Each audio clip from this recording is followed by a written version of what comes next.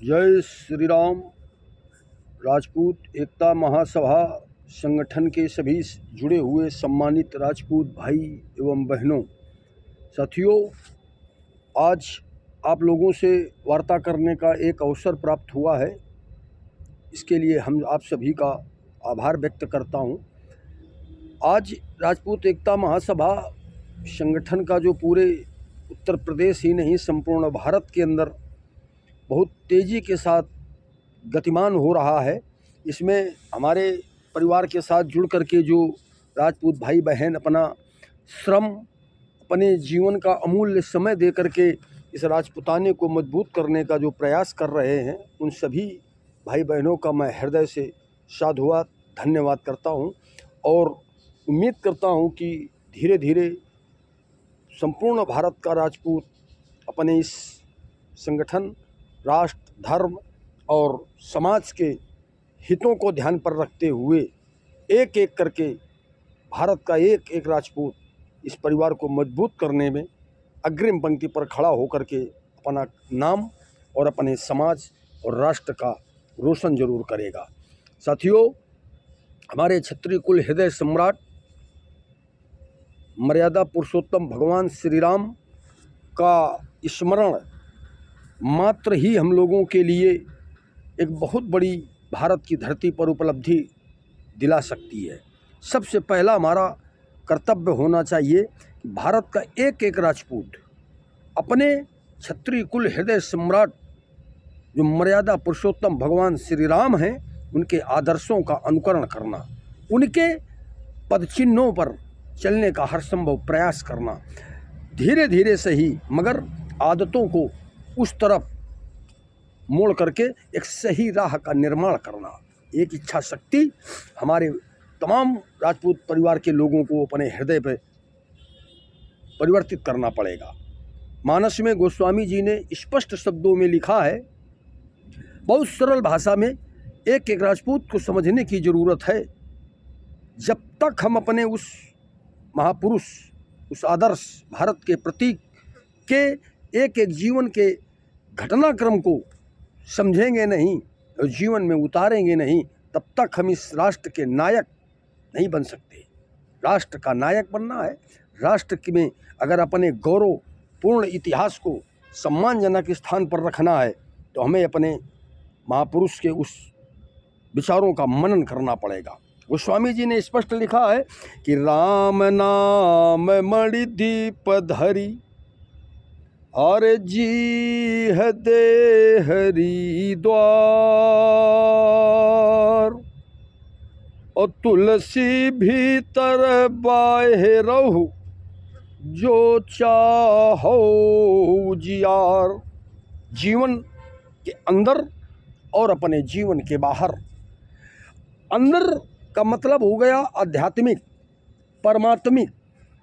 परमात्मा के सानिध्य को प्राप्त करने का मतलब अंदर की आत्मा आपकी शुद्ध होगी और बाहर का सांसारिक जीवन है। यहाँ आपका मजबूत होना, धनवान होना, ताकतवर होना और धर्मवान होना, दोनों चीज़ें आपकी एक साथ चलेंगी। बस केवल एक काम आपको करना होगा कि राम नाम मणि दीप धरी अरे जी है दे हरि द्वार, और तुलसी भीतर बाहिर रहु जो चाहो जियार। इसलिए मेरे समाज के सभी सम्मानित भाई बहनों, इस चौपाई पर आप लोग विशेष गौर करें और इसी बात को मैंने अपनी शब्दों पर जो परिवर्तित करके लिखा है उसे आप लोग समझें कि इस राम नाम मणि दीपक को, इस राम नाम मणि दीपक को इस घर में हमें जलाना होगा।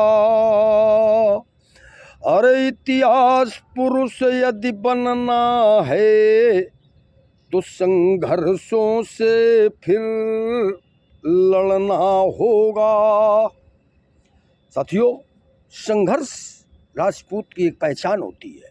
राजपूत कोई एक शब्द नहीं है, राजपूत कोई एक व्यक्ति नहीं है, राजपूत एक व्यवस्था है और व्यवस्था बदलाव करती है।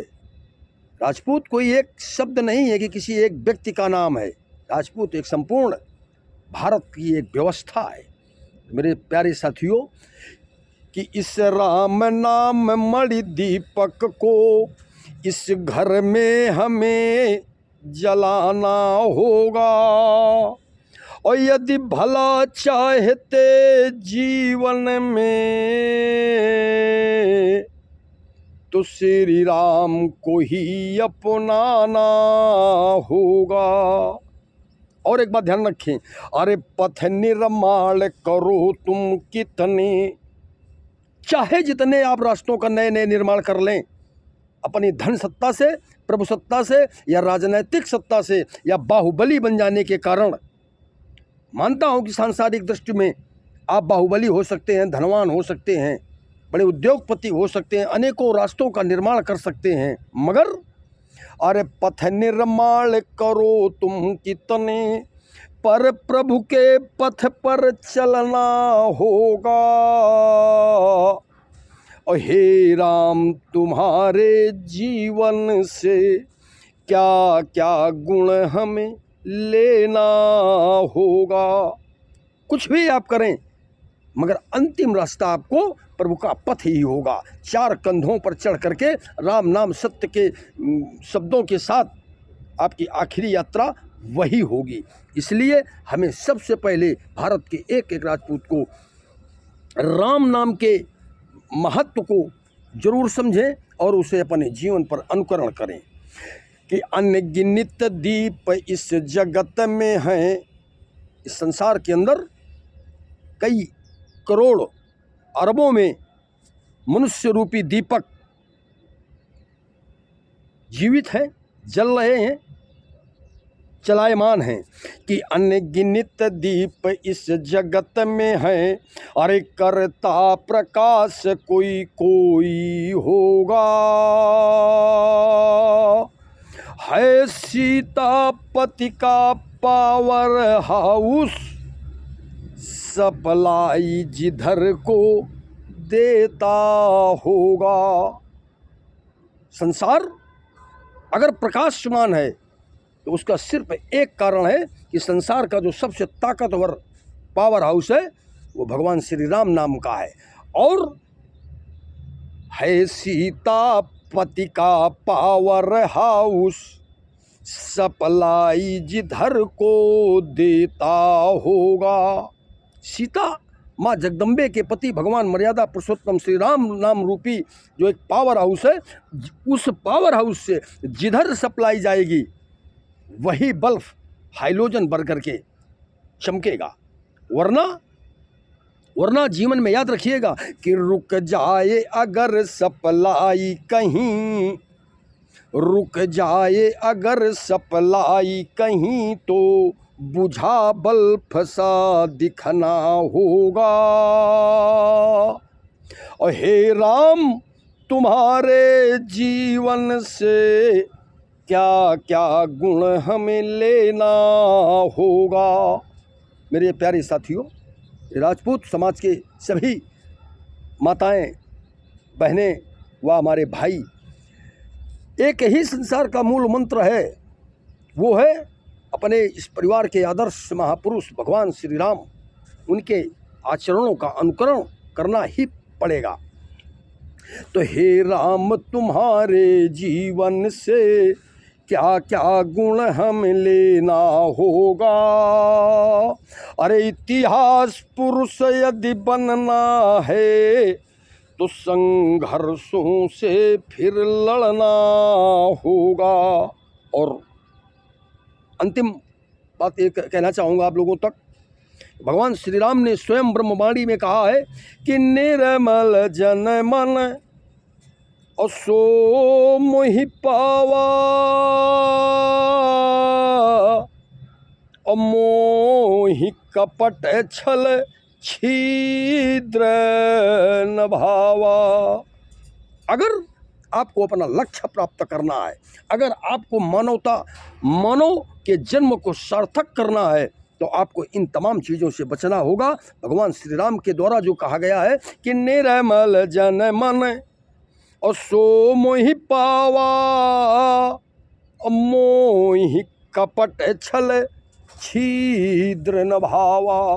आपको इन दुर्गुणों से बचना होगा और आपको क्या करना होगा कि इस रामचरित निज मानस से, संसार में रामचरित मानस रूपी एक ऐसा साबुन है जिसके निरंतर स्नान करने से ये मानव रूपी जीवन सार्थकता की तरफ बढ़ जाएगा और आपका जीवन धन्य हो सकता है और आप परमात्मा के परम तत्व को प्राप्त कर सकते हैं सत्कर्मों के द्वारा। तो इस रामचरित निज मानस से, इस रामचरित निज मानस से अरे मन निर्मल अपना करना होगा। हे राम तुम्हारे जीवन से क्या क्या गुण हमें लेना होगा। मेरे प्यारे साथियों, ज़्यादा आप लोगों का समय न लेते हुए बस कम शब्दों में सिर्फ इतना कहना चाहूँगा कि अगर मेरी आवाज़ भारत के एक एक राजपूत तक पहुँच सके तो मैं अपने आप को धन्य समझूंगा। और अगर मैं इस राजपुताने के लिए किंचित मात्र भी काम आ सका तो मैं समझूंगा कि मेरी माँ का जन्म देना और उनकी परवरिश करना मेरे वंश का गौरव होगा।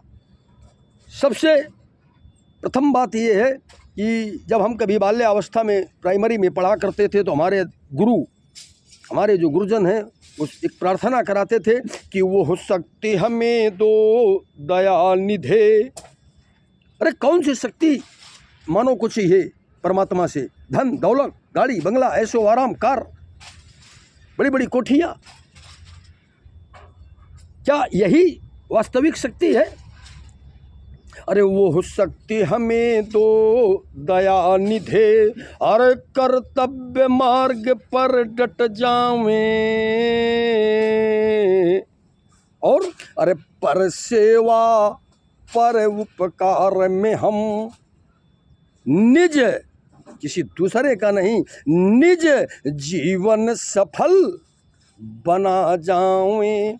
और तमाम लंबी न करते हुए आखिर की लाइन में आपको बताता हूं कि जिस देश जाति में जन्म लिया, अगर आपने इस माँ वसुंधरा की गोद में अपने माँ के गर्भ से जन्म लिया है और ख़ास तौर से ईश्वर की असीम कृपा से आपने अगर क्षत्रिय कुल में पैदा हुए हो तो आपका सबसे ज़्यादा जिम्मेदारी और दायित्व बनता है कि जिस देश जाति में जन्म लिया, अरे बलिदान उसी पर हो जावे, वो शक्ति हमें दो दया निधे, कर्तव्य मार्ग पर डट जावें। इसलिए एक एक राजपूत का मैं आह्वान करता हूँ, अपने उन तमाम वीर भाइयों का, अपने परिवार की उन तमाम छत्राणियों का जो आज भूल चुके हैं, उनकी याददाश्त, उनके विवेक में आज की भौतिकता रूपी चादर चढ़ चुकी है। आप सब लोगों को ज़रूरत है इस भौतिकता की चादर से बाहर निकलें और अपने वंश के प्रतीक मर्यादा पुरुषोत्तम भगवान श्री राम के आदर्शों का अनुकरण करें। और अगर संभव हो सके तो एक एक राजपूत अपने घर में रामचरितमानस का पाठ नित्य दिन जरूर करें।